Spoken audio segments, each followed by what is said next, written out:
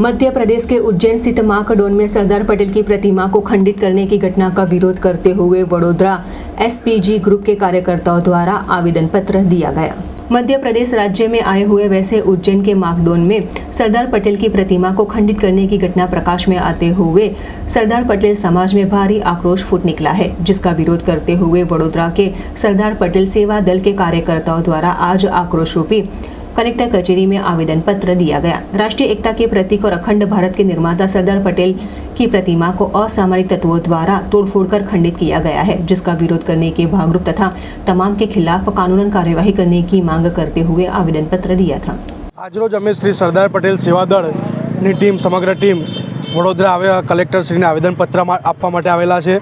જેમ કે આપણે સૌ જાણીએ છીએ કે મધ્યપ્રદેશના ઉજ્જૈન ખાતે શ્રી સરદાર સાહેબની પ્રતિમા તથા ભગવાન શ્રીરામના ફોટાને તોડીને સળગાવવામાં આવ્યો। એના વિરોધમાં આજે અમે કલેક્ટરશ્રીને આવેદનપત્ર આપવામાં આવે છે।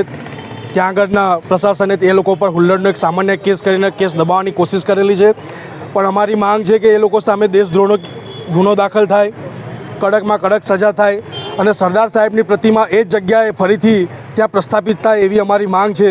એ સાથે અમે સૌ સમગ્ર ગુજરાતની અંદર એસપીજીની ટીમો દરેક જિલ્લા કલેક્ટરને આવેદનપત્ર માટે આપવા માટે આવ્યા છે અને જો અમારી માંગ પૂરી નહીં થાય તો રાજ્યવ્યાપી આંદોલન પણ અમે કરીશું।